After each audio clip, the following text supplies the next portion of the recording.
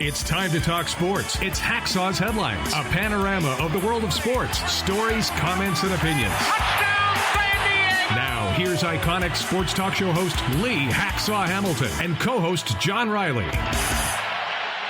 Who wants to talk sports? Who wants to talk Super Bowl? Who wants to talk NFL? We do. Good afternoon, everyone. This is Lee Hacksaw Hamilton, along with my co-host, John Riley, from our Dixieline Lumber and Home Center studios in San Diego. We welcome you to our Thursday podcast, our Super Bowl preview as we kick off the great sports weekend and we go towards Super Bowl Sunday. Our podcast is brought to you by Dixieline Lumber and Home Centers, 9 locations to serve you. You have projects for 2024. We invite you to find out what they have to offer at Dixieline, and by North County Eye Centers of Poway and Escondido. We all will need help with our eyesight down road when that time comes, or if it's right now, think North County Eye Center, Poway and Escondido. John, we have talked NFL football since back in July. Yes, we have. It has been nonstop. This is going to be fascinating. This is going to be great. We got so many things to cover as it relates to the Super Bowl, matchups, coaches, quarterbacks, players, tendencies, etc. Before we start, a reminder for everybody about what we have created for 2024, Hacksaw's Insiders Group. Hacksaw's Insiders Group. So, yeah, you could be a part of it. Go to LeeHacksawHamilton.com. In the upper right corner is an orange box. Just drop your email in that box. We'll get you on the list. We're sending out the best 15 minutes in sports. Plus, we got a lot of great things planned for 2024. So join us. And if you like sports, check my website. That's the address up top, LeeHacksawHamilton.com. I write on it every day of the week. If you check it every morning, you'll know everything there is in the world of sports. We also invite you to subscribe so you'll get the alerts every time we put something new up on our podcast. And share. Tell all your friends who we are, where we are. Feel free to spread the word. And if you can, because I don't have any friends and nobody likes him, give us a thumbs up and give us a 5-star rating, because that helps us a great deal. John, Super Bowl Sunday, you couldn't have written a better script for what we're going to see. Oh, yeah. 2 great teams, 2 great quarterbacks. This is going to be a matchup. We got topics everywhere. Let's start, first of all, with that headline. I do believe this is going to be a shootout. These teams have gotten here because they've earned it here, and it wasn't easy here. You do recall early Kansas City, all those turnovers. They did not look like the franchise that we had come to expect under Andy Reid. We had San Francisco with a blazing start, and they hit a wall. 3 really ugly losses in a row at midseason. But here's a Chiefs team that solved its problems, Chiefs team that stopped turning the football over. They won in Buffalo. They won in Baltimore. They did beat up Miami. They wiped out a 3-3 stretch at the end of the regular season because at the most important time of the year, they reverted back to vintage Kansas City Chiefs football. Niners have won 9 of their last 10. Now, I don't count the last game of the season where they sat everybody, right? But 9-1. Finishing strong. Now, we'll tell you, mid-season, people's eyes were open when they weren't doing very well, but they hit the finish line sprinting. 7-2 on the road, and then the come-from-behind wins at the most important time of the year against Green Bay and against Detroit. So, did you think Kansas City, Frisco would be the ones that would get here? Is there somebody else that you thought might have gotten here? Because we did have a whole bunch of teams in a quadrant by themselves that were really exceptional, and a whole bunch of them didn't get here. Yeah, I mean, I'm not so much surprised about the Niners because they've been dominant all year, but Kansas City got off to a weird start. And we were thinking, okay, maybe the tide is turning. Maybe this is Lamar Jackson's era. Maybe the Bills finally break through. So the Chiefs getting here surprised me, but then in a weird way, it doesn't surprise me, right? The biggest shocker, Philadelphia going in reverse gear. The collapse of the season. Last we checked, a year ago this weekend, we were talking about them in the Super Bowl. Yeah, I mean, we thought the Eagles were going to be better. We thought the Cowboys were going to be better. We had no idea the Lions were going to be this good. And in the AFC, I think, the Bengals disappointed us. They had a lot of injuries to Joe Burrow. So, yeah, there are a lot of unexpected things that happened this year, but we got to see some teams in the playoffs that have never been there before, like the Texans. On we go. We got a lot of topics to talk about. Where do you want to start? Okay, well, we got to start with the head coaches, right? I mean, this is where it all starts. Mad scientist versus old school. That's pretty good headline there. Reid, Shanahan. Andy Reid is 25-16 in the playoffs. You know how hard it is to win in postseason football? There's nobody that's 25-16 except Andy Reid. His career record is 283-160. This is greatness. And how good is he? He had 140 wins in Philadelphia, 143 wins now with the Kansas City Chiefs. He has just reinvented himself. Wow.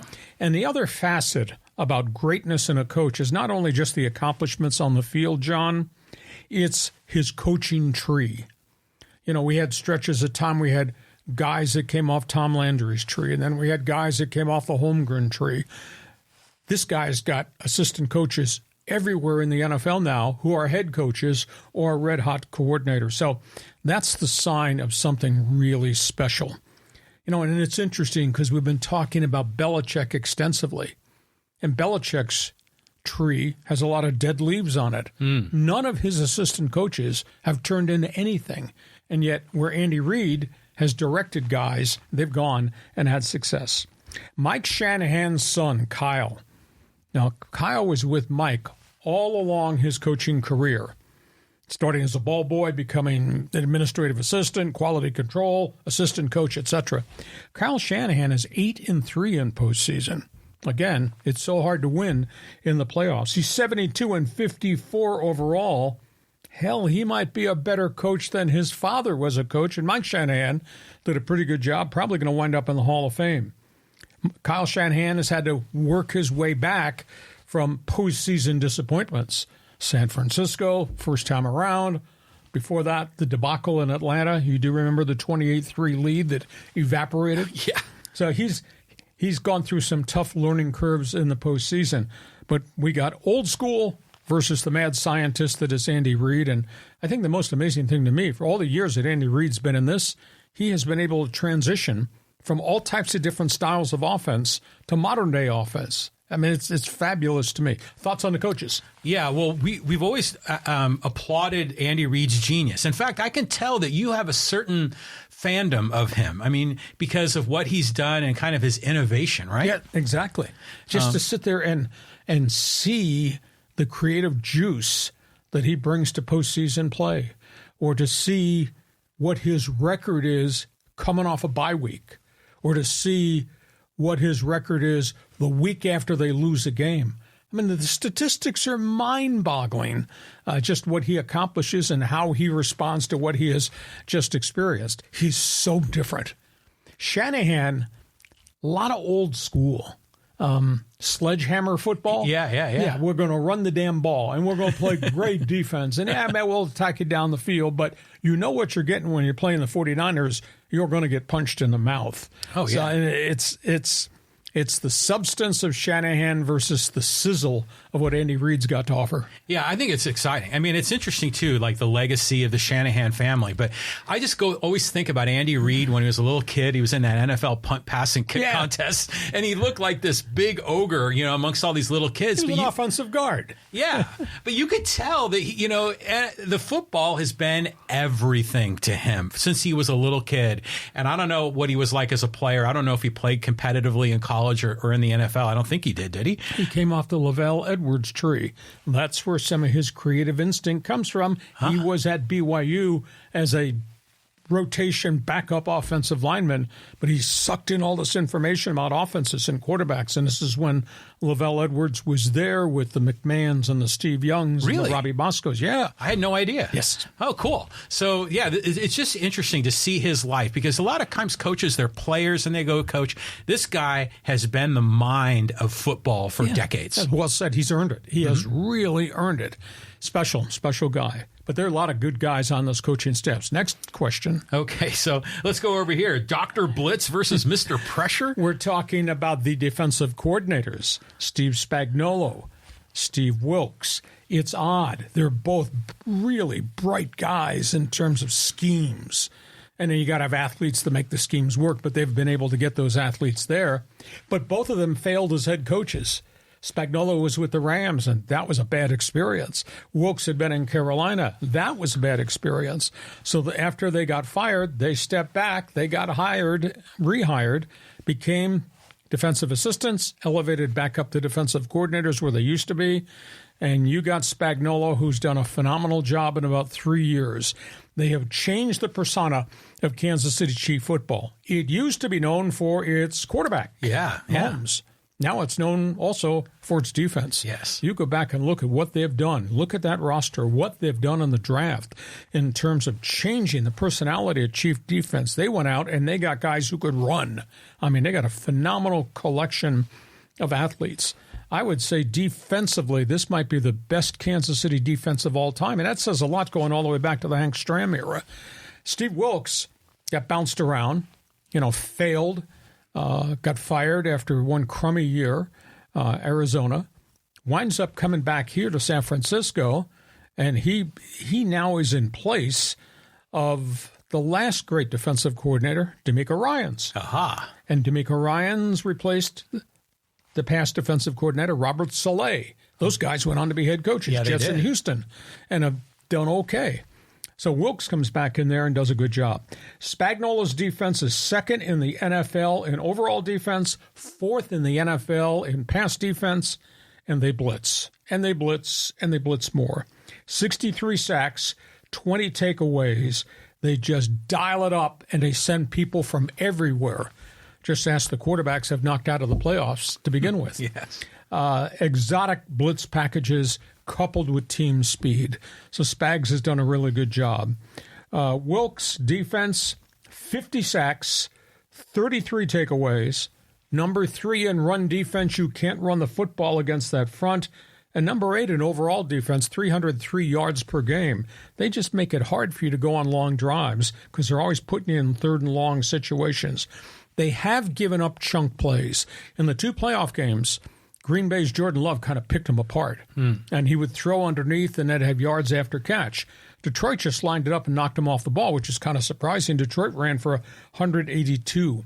But they are brute force. And based on some of the critique that Wilkes has had of his players after the 2 playoff wins, the come-from-behind wins that they had to have because the defense didn't hold up, I got to believe they're going to show up on Sunday, and they're just going to have a different mentality in this Super Bowl game. So these are 2, as bright lights as the head coaches are, these are 2 really cool guys in terms of, here's our defensive package.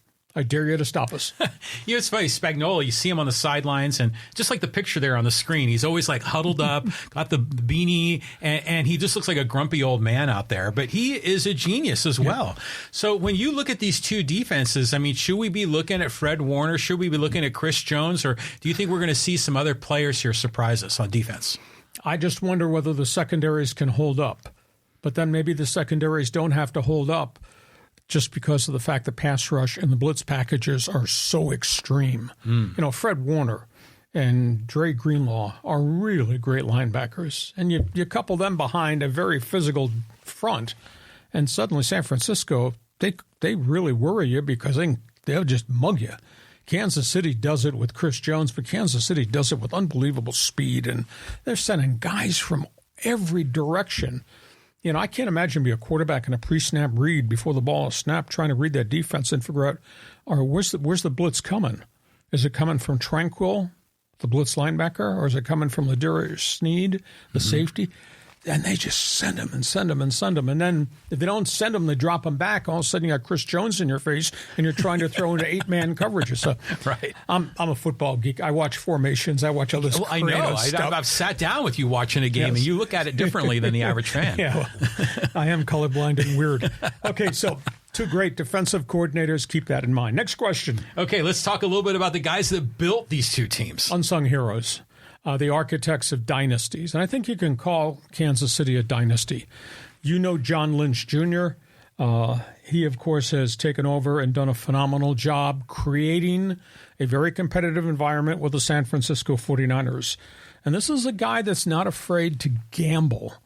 He had Jimmy Garoppolo and said goodbye. He drafted Trey Lance, traded up to get him. A year and a half in, said, this doesn't work.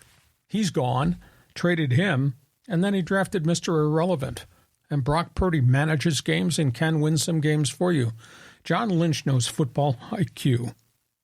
Not afraid to pay a big price, traded for Christian McCaffrey in a fire sale deal from Carolina. Most complete running back, MVP candidate in the NFL.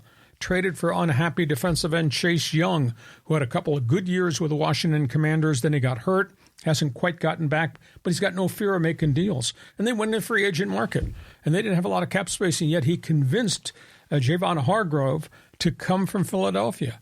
He comes to San Francisco, and then the draft. Deebo Samuel, Brandon Ayuk, George Kittle, Bosa, Armstead. This guy knows football talent. That's why the John Lynch Jr. is in the Hall of Fame. Right on. And, of course, he's from here. Torrey Pines and Stanford, Tampa Bay, Pro Football Hall of Fame. The other guy, and a lot of people don't know about, Brett Veach. He's been there hand in hand with Andy Reid for an extended period of time. He rebuilt this defense. Do you know when that defense goes on the field Sunday, 8 of the 11 starters in the defense for Kansas City are their own draft picks. Drafted, hit on them, and they've all been successful, and they all fit Spagnuolo's system. You know, names I'll throw at you that you're going to recognize. Trent McDuffie, cornerback. George Karlaftis, defensive end. Willie Gay, LSU, inside linebacker. Yeah. Nick Bolton, linebacker. L'Jarius Sneed, Justin Reed. And then the most recent draft picks, Rashee Rice and Isaiah Pacheco. Hey, those guys are good. Exactly. And they have rebuilt the offensive line, and the offensive line right now is not playing real well. They spent a chunk of money to get Donovan Smith from Tampa Bay at left tackle. They picked up Jawan Taylor from right tackle from Baltimore, big guy, most penalized tackle in the NFL.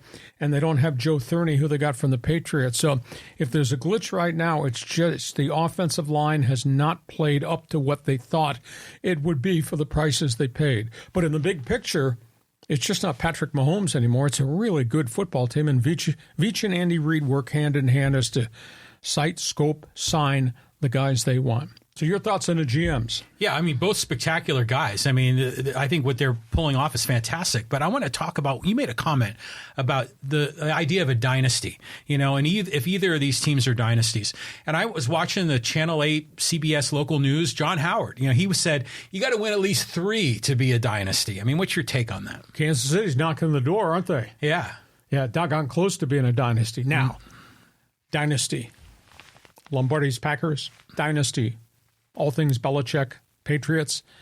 Kansas City's got 2 rings, so they're trying to get 3rd. So they're headed in that direction. So it's interesting. The word dynasty has kind of become a cheap coined phrase, gets tossed around a lot.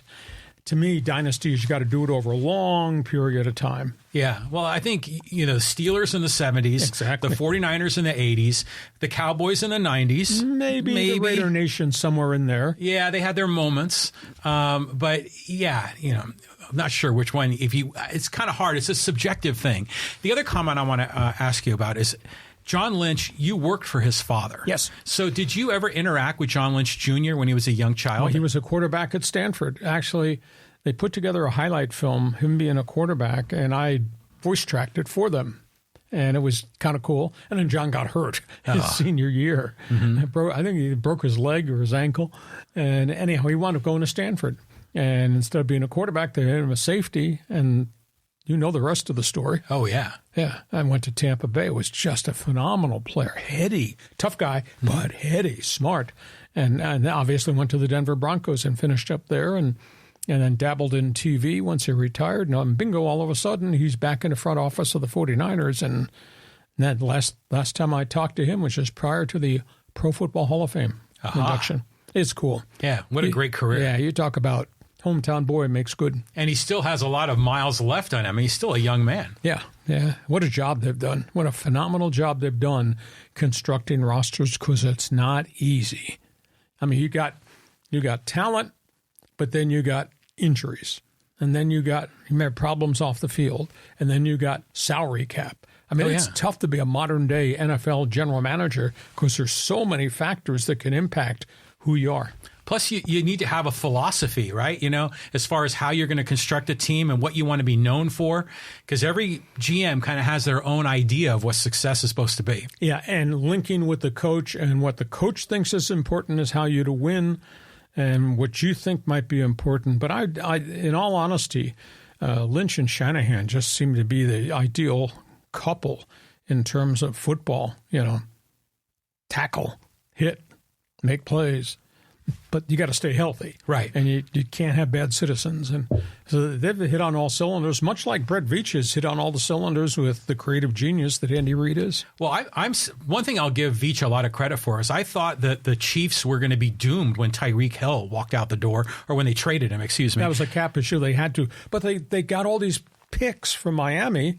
I think there's 3 starters that came in that trade. Yeah. A chunk of that defense is by virtue of the Tyreek Hill trade. Yeah, so they came out ahead in that, I think. Exactly. Win-win. Okay, so we've talked about all the specific things as it relates to GMs and coaches and coordinators, but it's still a quarterback's game. Yes, it is. and these two guys have been talking about them all year. They're so different, but yet they both win. Great headline. Number 1 versus number 262. Patrick Mahomes, sitting on that board, came out of Texas Tech. A lot of people of the opinion, he's a systems quarterback. He fits that system. He might not be able to do it in the NFL. When I first saw Patrick Mahomes, I was watching him on TV with Kansas City, and I said, geez, this guy goes against the rules of what quarterbacks are. You're not supposed to break the pocket. You're not supposed to throw on the run. You're not supposed to throw across your body. What's his sidearm shtick? You're throwing underhand?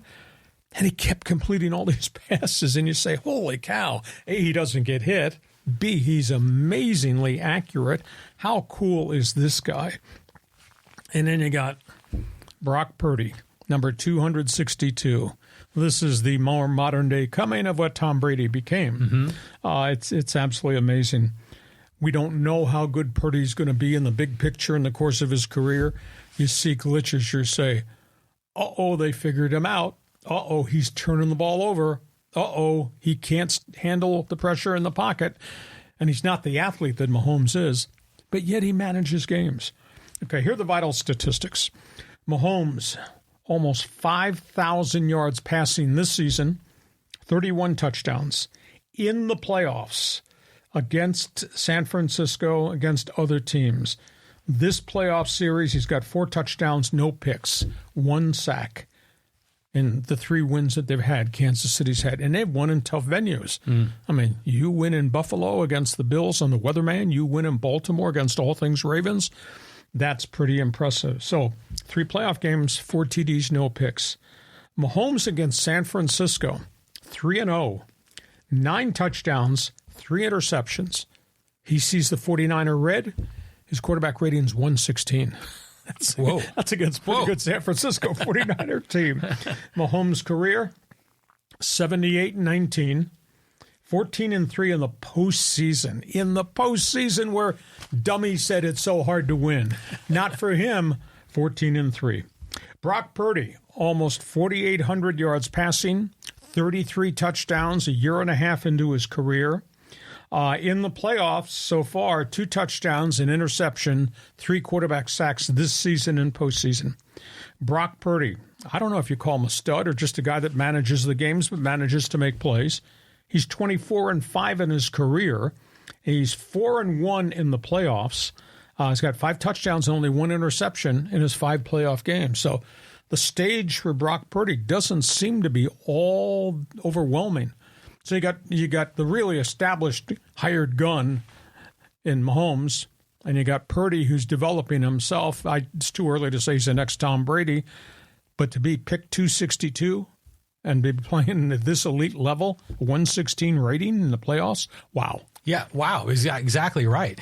And you were just talking about the defensive schemes and all the blitzes and the pressure they're doing. You kind of get a general sense that Mahomes is going to be able to pick that up. He's going to be able to read and react properly. But you wonder if Purdy can.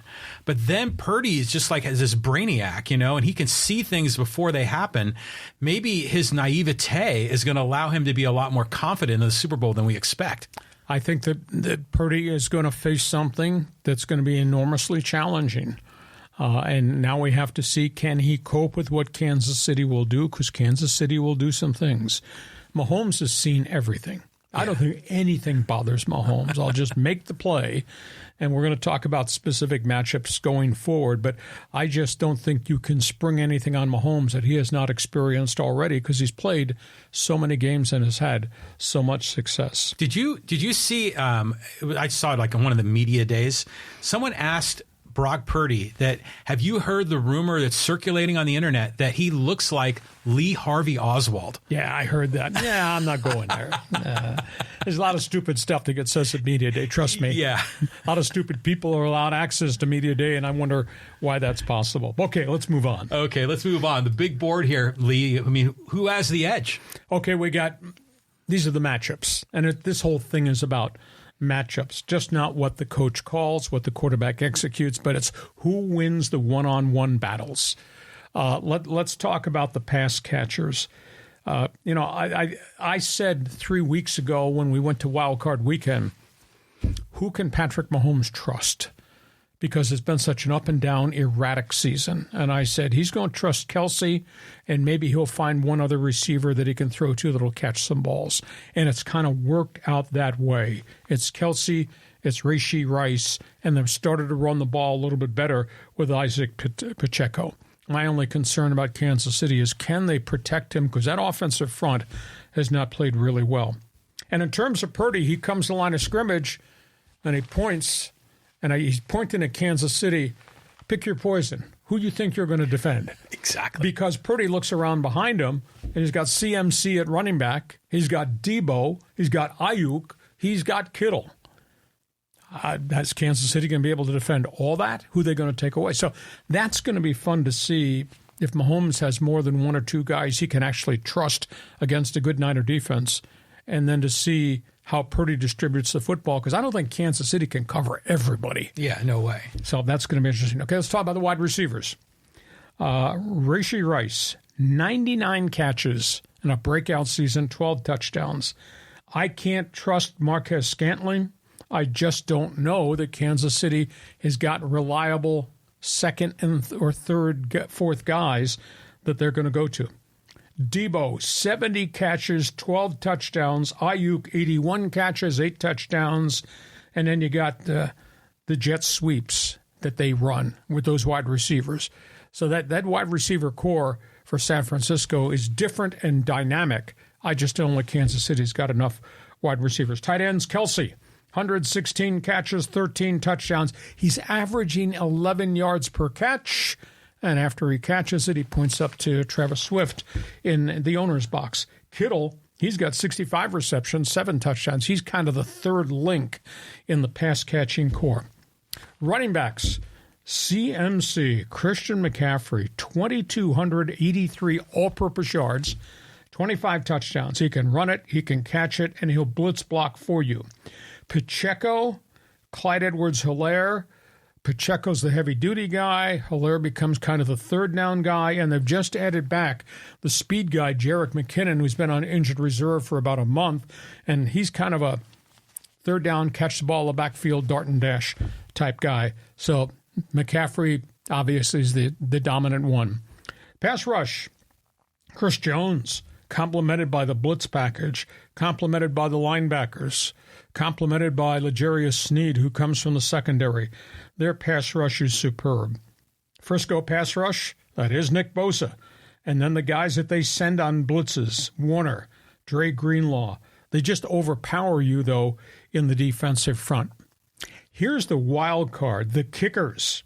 Harrison Butker, 40 for 42 on field goals, rock-solid experience from long distance. He makes things happen, and he's really trustworthy. If I'm Frisco, I'm concerned about Jake Moody. It was 24 for 30 in field goals, but he missed 7 kicks, including point afters. Mm-hmm. And we got to the postseason. He looked a little skitterish, a little jumpy. I guess the question I have, is the stage too big for him Super Bowl Sunday? Because in pressurized situation down the stretch, he missed field goals, and he missed what should have been chip shot point afters. Okay, keys to the game. Well, before I do keys to the game, you just give me your response to the wide receivers, the tight ends, the running backs, pass rush? Well, this is great. I mean, the way this is all sorting out. Well, first of all, I think, you're right. The Niners have all these weapons. Not sure who Mahomes is going to trust, but I just see him always like third down, scrambling, and then the field opens up, and then he's got 30 yards of free space to run through. I think we're going to be seeing a lot of that, aren't we? Or he has free space to wait for Travis Kelce to run into that zone and drop the ball to him. Exactly. But then I look at all these other players. I think Pacheco has really impressed me. That dude just has this motor. The legs just don't stop. He's so wiry, so strong. I mean, he could have a really great game. But the kickers is an interesting one, because I remember when the Niners played in that 3-game losing streak, they lost to the Browns, and Moody missed a field goal at the end of the game to win it. So, yeah, maybe the stage is too big. Keys to the game. Let's talk about this. You know one thing about Andy Reid? He'll wear that big red jacket, and he'll show you things formation-wise that you haven't seen before. And that's what these playoffs are all about. He runs motion packages. Then from Kansas City's perspective, do they go tempo to try to wear down that 49er defense? Kansas City's mindset, I think, has changed during the Tyreek Hill era. Down the field, down the field, down the field. Here, much more patience. That's okay. We'll take it in chunks of 8 and 12 or 17 yards. Throw to the tight end and throw to the receiver I can trust, and we'll just methodically keep you on the field. And then sometimes they go tempo, and they wipe you out because, you can't substitute because they're at the line of scrimmage snapping the ball. Watch for that. And I'll be intrigued to see when they look at the game films of what the Niners struggled with against Detroit and Green Bay, if they go after them in that same area. Will they run some things, how you block the run, because Detroit stomped them, beat them off the line of scrimmage, and just pushed the ball down the field? Will Kansas City try to do some of that creative blocking because they saw something that San Francisco could not handle in those prior playoff games? I think Kansas City's defense has got to get Purdy off his spot. Purdy, I'm not going to say he panics. He's got people around him. He'll spin out and try to get away. But when he spins out, he loses his accuracy, and then is only looking at half the field. So will Kansas City try to move him off his spot? The Niners, they're going to pressure him. They're going to pressure Mahomes. And maybe it's just brute force pass rush, or maybe they send those linebackers. The key, though, they got to keep him in the pocket. They can't let him break containment or do some creative stuff, because when he gets into space, as you say, A, he can run. Mm-hmm. B, as I said, that's Kelce waiting for him to come open. Right. They have a chemistry there, a mindset there. So does San Francisco double Kelce and then just dare Pacheco and whatever young wide receivers don't drop the ball to hold up? It'd be fascinating. But keys to the game, what Kansas City's tempo does to San Francisco, and how do you get to the quarterback? How do you do it if you're Green Bay? How do you do it if you're trying to get to Purdy? How do you do it if you're trying to get to Mahomes? And how do those guys handle it? What do you think is the biggest key to the game? Well, this is crazy. I mean, the way this whole thing's going out, because you're not sure if we're going to see the Patrick Mahomes, the magic man, all those, the magic dust, the things that he does that makes him so dynamic. But my heart is in it for the Niners, because that's my childhood team. But I still think that Kansas City's going to win. I think you got the Vegas, you got the big stage, you got seriously, I think Taylor Swift being there is just going to create more of this aura about the Chiefs' invincibility. So I see the Chiefs winning this thing, and I see, Mahomes and Kelce are the two guys. I keep going back and forth on this because San Francisco's got more superstars than Kansas City does. Kansas City's got the unbelievable quarterback and a lot of team speed on defense. It's interesting, this morning, ESPN's NFL guys, all of them, they did a survey, who's going to win? The vote was 43-15, Kansas City. Yeah. So I'm picking the Chiefs. I think there's an awful lot of firepower. Maybe it's going to be 31-27. I think there will be some turnovers, and I think the quarterbacks are probably going to have their hands full because these are two pretty good defenses. Hey, we get to halftime. Our Super Bowl preview is brought to you by Dixon Line Lumber and Home Center stores. You know, there are 9 locations to serve you in San Diego. These people have been in business for more than 100 years. And John and I laugh all the time about home projects. kitchen cabinets, what we're redoing with the bathroom. Are you doing something with the patio? You want to install shelving, things of that nature. And because it's winter, like we've never ever experienced before, now's the time to think about doors and windows, because, John, you and I both know now, because we both did it, doors and windows make a difference in the winter. Yeah, they do. I mean, it keeps your house warm and get rid of that draft. Especially with SDG&E costs and everything else. We need to have, good doors and windows. So, Dixie Line Lumber Home Center stores, we like to say, build it, fix it, you will enjoy it in 2024. These are the people we're talking about. And our podcast is also brought to you by North County Eye Center of Poway and Escondido. We will all need help with our eyes sometime going forward, whether it's just a vision exam, whether it's new glasses, whether it's to replace the contacts, or whether it's a major procedure, be it cataracts, be it glaucoma. You need advice, you need help. We want you to go to them, North County Eye Center, Poway and Escondido. John, before we move into the second half, let's talk for a second about a wide selection of situations as it relates to what we offer. And we're starting with Hacksaw's Insiders Group. Yeah, Hacksaw's Insiders Group is your chance to get involved, be part of the team. Go to leehacksawhamilton.com. Go there, sign up, get on our mailing list. We got a lot of great sports content that we deliver via email, and we got some great things planned for the new year. If you like sports, check my website. I write on it every day of the week. It's there first thing in the morning, every story, every sport. We cover it all, leehacksawhamilton.com. And by the way, want you to subscribe. Therefore, you'll get all the alerts every time we put something new up on our YouTube channel. And we also want you to share. Tell your friends who we are, where we are, what we're doing with the podcast, with the written content on my website. Give us a thumbs up. Give us a 5-star rating. We'll take that, too. We'll take it. John, let's go to the second half here on our Super Bowl preview. We've got news and notes around the NFL. Yeah, and we always count on you for some Chargers news. I mean, what's the latest here with the team? Well, they have now introduced the head coach, Jim Harbaugh. We talked about that last week. Now they've introduced Joe Ortiz, the new general manager who came from the Baltimore Ravens. This is now a clean piece of paper for the Chargers going forward. They are bringing in new scouts. They're bringing in new front office employees. They will bring in new players to this roster. The Joe Horowitz press conference was kind of cool. He answered all these diverse and different questions. He'd been with the Baltimore Ravens for 26 years. That's a phenomenal amount of time with one club. It praises the stability of the Baltimore Ravens organization and why people come to Baltimore to cherry pick coaches to take them away, front office executives too. He said his role working with that guy, Jim Harbaugh, Joe Horowitz says, will be like Batman and Robin working together. Yeah, it was really fun. He said Harbaugh topped the list of guys that he wanted to work with when he decided he wanted to be a general manager. He said, this is a fit. I wanted this job from the first minute they called. He said he learned a ton from Ozzie Newsome, the legendary general manager of the Ravens, and Eric DeCosta, the current general manager. He says, when you have an owner, when you have a coach, when you have a quarterback, you have a chance to play Super Bowl weekend. He's making reference to his experiences in Baltimore and what his expectation is with the Chargers. And he says, we will work every avenue to build a roster. And he said something I've never, ever heard before from any general manager and executive. He says, I'm a big fan of the compensation draft picks the NFL makes available.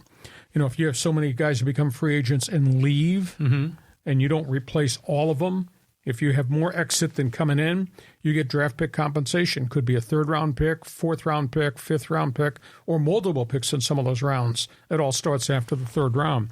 He says he's a big fan of building a chain yearly in which you get those additional third-round picks, fourth-round picks, etc.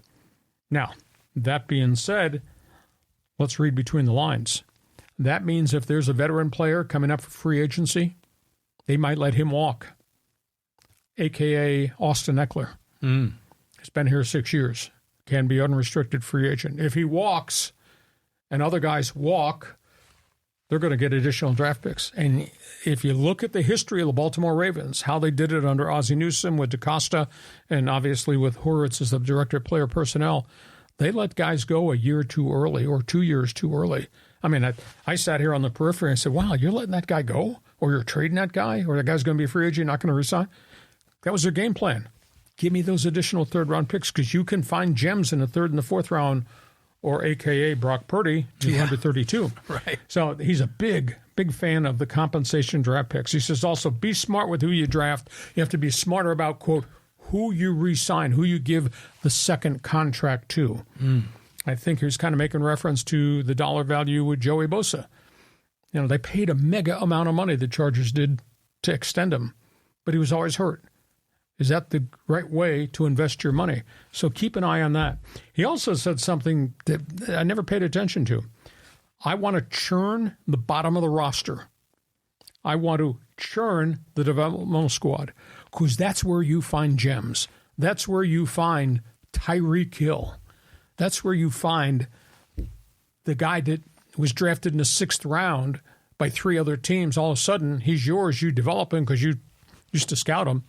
So there's going to be a lot of change at the bottom of this roster and developmental squad because they're going to keep bringing guys in to see if they can hit on somebody. And he says, I've been there before. I've been in salary cap hell. Baltimore's had salary cap problems. Baltimore did play AFC Championship game, right? Yeah. So they worked their way through all those problems, so they have all that experience. And then he closed out his press briefing by saying, my whole job is to find the best player, whether I'm drafting 5th or whether I'm drafting 32nd. And I read between the lines there. That leads me to believe maybe he takes the Chargers' 5th pick and trades back to the 10th, and then trades from the 10th maybe to the 15th and just stockpiles more 2nd and 3rd round picks. So this guy has a philosophy that he digested in Baltimore, which has worked for the Baltimore Ravens. So you got these two guys here. You got Batman and Robin working together. It's going to be a fascinating offseason for Charger fans and even for Charger haters just to see what this clean piece of paper gets done. And John Riley says... Well, I'm looking at the AFC West, and if these two guys are Batman and Robin, I think Andy Reid is the Penguin, right? And then who is Mark Davis? Maybe the Joker? I don't know. Yeah. So at any rate, I love this idea of the churn at the bottom. You know who talked a lot about that? Remember Jack Welch? He was the CEO of General Electric, and he would always say, you just get rid of your bottom 10%. And then you're always kind of replacing it because those are your typically your least performers. And it sounds harsh, but from a management perspective, it makes a lot of sense that you just want to have that churn. Maybe you're going to find a diamond in the rough. You find an Austin Eckler. Exactly.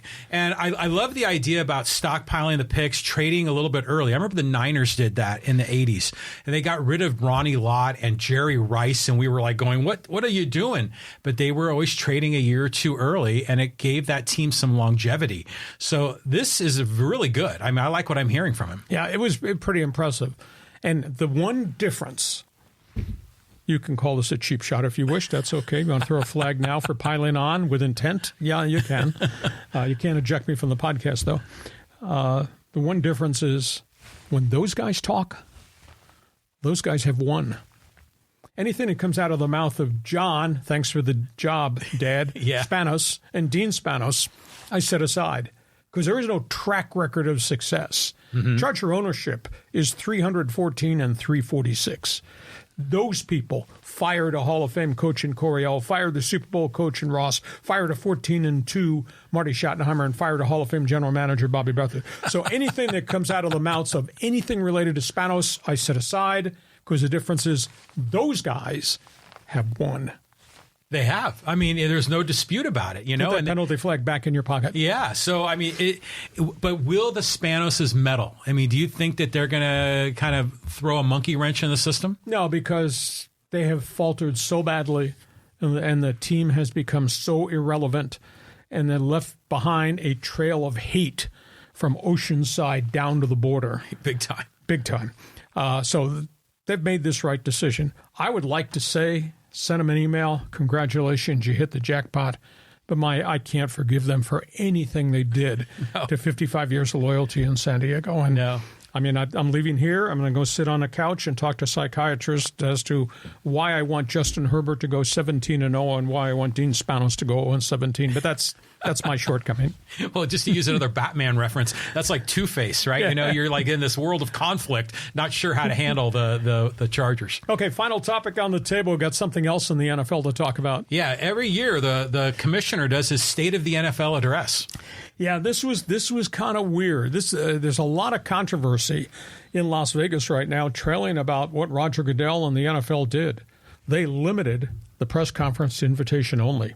Really? And the media was really up in arms. Yeah. I think they limited it maybe to 75 because it used to be anybody who had a press credential was allowed access and have this massively big room. Now, not everybody got to ask questions, but there's just a sentiment that the NFL is in grudge mode against the media, and they decided who to invite, quote, as our friend, and who's not going to be invited. Those have been critics. And that's really pissed off national media guys. And I've taken part in those press conferences, and I got to ask 2 questions over the 3 or 4 Super Bowls that I've covered. I mean, it's tough. There's so many people there. But at the end of the day, though, he did get broadsided with a bunch of tough questions. Question about what we've talked about all football season long. Yeah, you were happy to pay $5.99 to see a playoff game. That was okay. But if they took the Super Bowl to streaming, would you be happy to pay $299? Well, he said, we will never stream the Super Bowl in my lifetime. So his contract runs till 2036.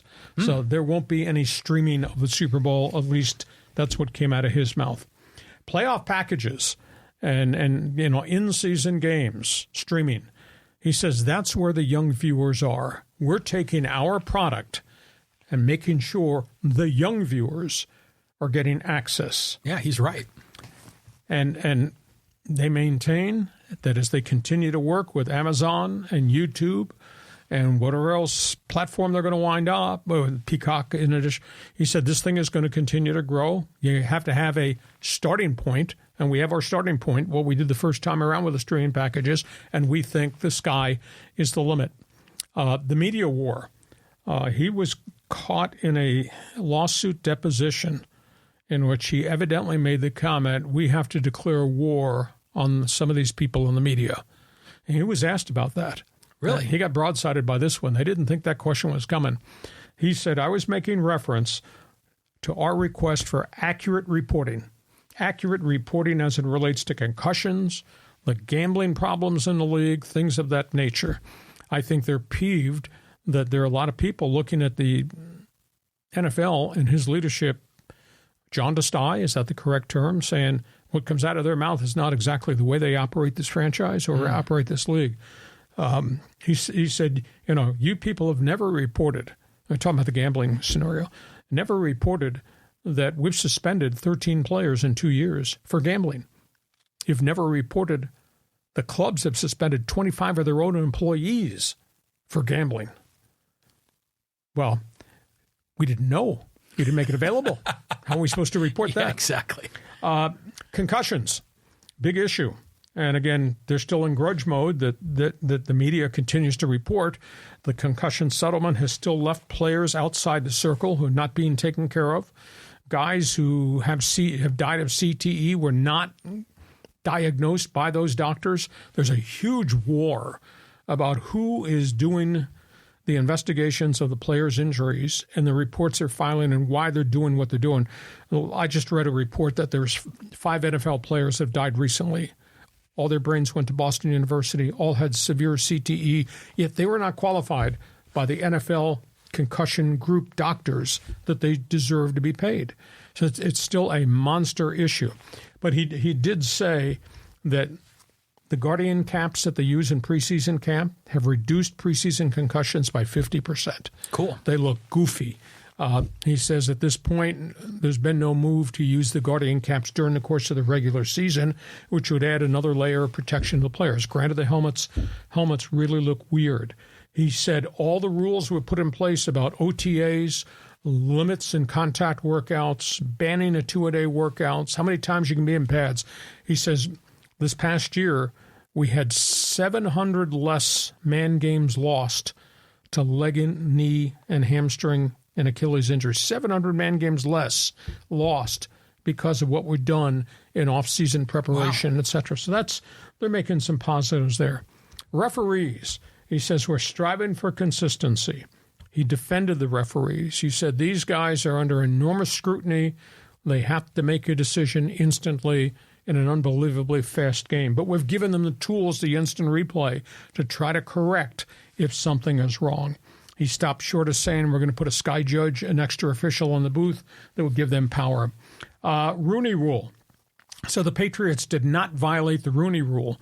If you recall, they worked a deal with Jared Mayo, the defensive coordinator. He would be the heir apparent to Belichick. And Patriots did not interview anybody outside once they decided to part ways with Belichick. That seems to be a violation of the Rooney Rule, but Goodell said this is an African-American minority who got the head job. This was prearranged. So they filled their quota because they promoted from within. Somebody then asked him the question, what if a club has a white coordinator and they want to make this type of deal? If they promoted the white coordinator, that would be a violation of the Rooney Rule. Well, we didn't get an answer to that question from Goodell. So, but he said nobody's reported the fact that 51% of the hires of all clubs and the league office, 51% of the hires in the last 2 years have been minorities or women. He says, we're making a lot of progress here. It's not being reported. And then he was asked about Travis and Taylor and the NFL's power couple. And he said, hey, they're good for the game. She's a dynamo in terms of being an entertainer and a business person. And said, for the NFL to open up our game to her 3.2 million fans, that's good for us. Oh, yeah. And it's good for them because they're following what Travis and Taylor are interested in now. So it's funny. He wrapped up his press conference talking about the NFL's power couple. So that's Goodell's comments. Go ahead, John. Pick some topics that you want to talk about. Well, first of all, I think Taylor Swift has a hell of a lot more than 3.2 million fans. It might be billion. But I want to talk about the streaming part of it because, like, I have 2 children. They're in their mid-20s. Neither one of them has a cable TV package. You know, everything they do is streaming. They watch on their computer. They watch on their device. Sometimes they'll watch on their big screen TV in their living room. But, you know, streaming is the way they get their content. So he's right. That's if you want to transition to young people adopting the sport, you got to do it. The concussion angle is another story. I saw, was it yesterday? It was a headline that rugby players now are starting to have early onset dementia. Yes. You know, when they're in their 40s. And some are wearing helmets, big. It's almost like the Guardian caps, but a lot don't. Yeah. So the point is that it's great that science is uncovering a lot of these causes. I mean, some of it just seems rather obvious. You get hit in the head, but the work that they're doing, in fact, like you even said, the helmets. If you notice, there's all those very different style of helmets that people wear. And this year, they're going to unveil 8 different new designed helmets based on the position you play that'll give you different protection. Offensive linemen will have a different helmet structure than, say, a running back or a cornerback or a punter. So it's technology. They've made great advances. Still doesn't take away from the fact that this was a cover-up and this was allowed to happen for decades upon decades. Yeah. So I mean, those are all great topics. So what's up with the international game? They're going to put a game in Brazil. Oh, nice. Yeah, Philadelphia Eagles going to play a home game. They've never played on Friday night. The NFL is going to play a opening weekend game on a Friday night in September in Brazil. Eagles are going to be the home team. They haven't named the other team. You know, so they're going to Brazil. They've done Japan, done Tokyo, and all that. Obviously, they've expanded to England. Now they're playing games in Germany. Next up is going to be probably France and Spain. They have played one game in Ireland. So they're just making it global, and that's cool. And they're doing it during the regular season, which those are important football games, rather than the third week of August where nobody cares because those guys are all going to get cut. So, I mean, the NFL is doing what baseball's done, what the NBA's done, what the National Hockey League has done. They're trying to really extend the reach globally. Yeah, I mean, how is the NFL being adopted, internationally? I mean, are the fans in Europe, are they like, just some American game, I'm just going to watch my English Premier League? No, when you have 82,000 fans at Wembley Stadium to watch the NFL game, and they're all wearing NFL gear and carrying flags, it's an event. So it's not just the expats. I mean, these are like native Europeans that have adopted the sport. Yeah, and that week that Liverpool or Manchester United's not playing, we're buying beers and buying gear and buying flags and buying scarves. And we'll be in the stands. We don't know what the hell's going on the field, but we're going to be there. It's an event. It's a social event. Right on. Okay. Yeah, it's fascinating to see what the thing has become. You know, I broadcast a game as a voice of the Chargers. We played in the Tokyo Dome, and I broadcast a game in Berlin, Germany. Those were preseason games. It was just fascinating to see these fans who I don't think knew very much about the game come up, show up and cheer and ask when am I supposed to cheer. And it was really, really kind of different. But the league has just grown by leaps and bounds. And their fingerprint is everywhere globally, and they're just going to continue to expand. We were talking about this right before when you walked in, before we started. Tell me that story again about Media Row and the Super Bowl and your experience. 1988, I believe. Correct me if I'm wrong. Was January of '88? The Super Bowl was here. It was right after my first year as voice of the Chargers, and I was on Extra 690. And I said, I want to take my show down to the Media Hotel, which I think was the Hyatt Regency right on the water, Seaport Village. And that's where everybody was staying at that point in time. So we went to the league, and the league said, sure, that'd be okay. So we went and we set up. They told us, here's where you go. Come in the front door. There's a big walkway lobby. You stay in that lobby, and we'll get your phone lines put there. So there were three of us, three stations, Extra 690, WFAN in New York, WIP Philadelphia. We were the only first three radio stations. Now, Radio Row, 150, 200 stations. Yes. It's absolutely amazing. Plus all the TV networks. And because everybody's got their sets for the TV crews for each of the networks. And so it's fascinating just to be the first one. And occasionally you get people walk by the lobby, through the lobby, and you grab them and come sit here and talk to me for 7 minutes. And it was different. We were the first ones. And Major League Baseball did the exact same thing. I went to the winter baseball meetings were here in San Diego. This is when I was in Phoenix. And we came, and there were there were three stations the first year I came to the winter meetings here at Town and Country. And we did 3 nights from the winter baseball meetings in San Diego back to KTAR in Phoenix. And now Radio Row is kind of a fascinating thing at the winter baseball meetings. And it's cool because it's all part of the event. Yeah, that's awesome. I love hearing these stories because you have so much to offer, so many things that you've seen in your career. Yeah, that including Steve Young's 6 touchdown passes against the Chargers in our Super Bowl game in January of 1995. But what a great experience. Hey, listen, our podcast, our Super Bowl preview podcast, brought to you by Dixon Line Lumber and Home Centers, 9 stores to serve you in San Diego. If you got projects for 2024, you need to talk to them. Materials, let them be your consultants and guide you. Pay a visit to Dixon Line Lumber. And by North County Eye Center of Poway and Escondido. We're all going to need help with our eyes down road. When that time comes, or if you need help now, think North County Eye Center, Poway, Escondido.